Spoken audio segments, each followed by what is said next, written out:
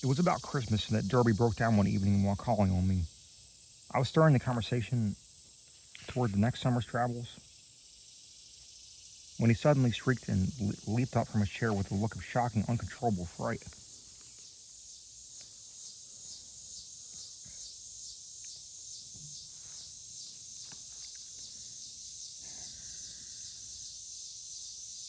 A cosmic panic and loathing such as only the nether gulfs of nightmare could bring to any sane mind.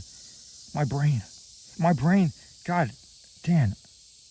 It's tugging from beyond, knocking, clawing. That she-devil, even now, Ephraim, Kamog. Kamog, the pit of the Shuggoths. Ea, Shub Niggurath, the goat with 1,000 young. The flame. Beyond a body, beyond life in the earth. Oh God. I pulled him back to his chair and poured some wine down his throat as if his frenzy sank back to a dull apathy. He did not resist, but kept his lips moving as if talking to himself. Presently, I realized that he was trying to talk to me, and bent my ear to his mouth to catch the feeble words. Again. She's trying. I might have known. Nothing can stop that force. Not distance, not magic, nor death. It comes and comes, mostly in the night. I can't leave. It's horrible. Oh God, Dan. If you only knew, as I do, just how horrible it is.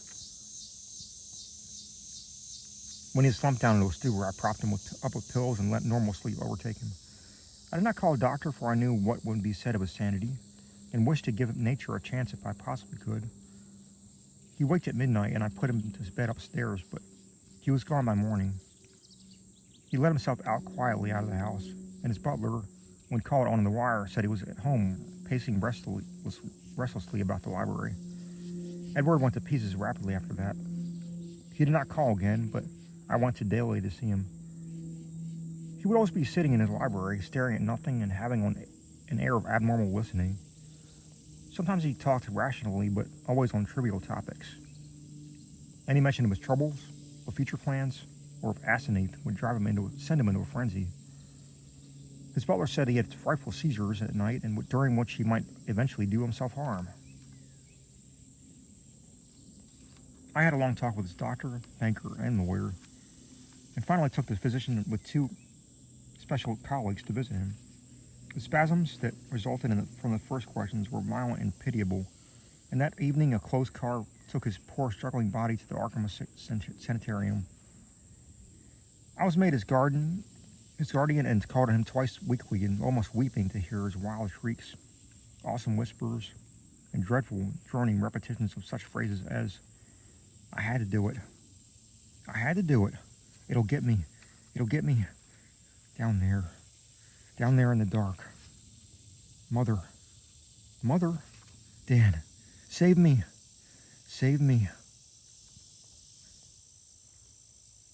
How much hope of recovery there was, no one could say, but I tried my best to be optimistic.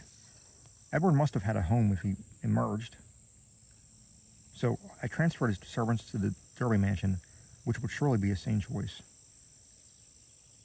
What to do about the Crowden Shield place with its complex arrangements and collections of utterly inexplicable objects, I could not decide. So I left it momentarily untouched, telling the Derby housemaid to go over and dust the chief rooms once a week, ordering the furnace man to have a fire in those days. The final nightmare came before Candlemas, heralded in cruel irony by a false gleam of hope. One morning late in January, the sanitarium telephoned to report that Edward's reason had suddenly come back. His continuous memory, they said, was badly impaired, but sanity itself was certain. Of course, he must remain some time for observation, but there could be little doubt of the outcome. All was going well. He would surely be free in a week. I hastened over in a flood of delight, but stood bewildered when a nurse took me to Edward's room. The patient rose to greet me, extending his hand with a polite smile, but I saw in an instant that he bore the strangely energized personality which seemed so foreign to his own nature. The competent personality I found so vaguely horrible, and which Edward himself had once vowed was the intruding soul of his wife. There was the same blazing vision, so like Asinate's in old A-frames. And that same firm mouth, and when he spoke I could sense the same grim, pervasive irony in his voice.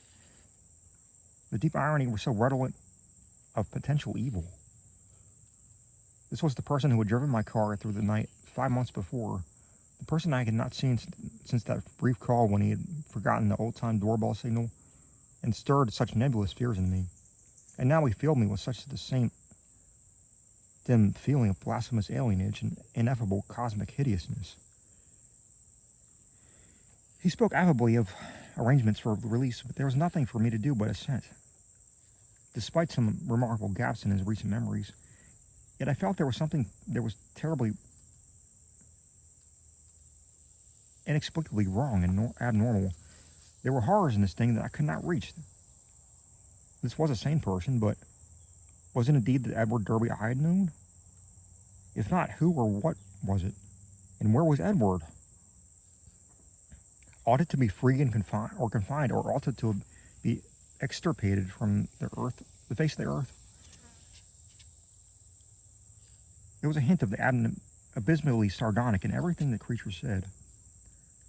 The asinate-like eyes lent a special and baffling mockery to certain words about, quote, the early liberty earned by an especially close confinement, unquote. I must have behaved very awkwardly and was glad to beat a retreat.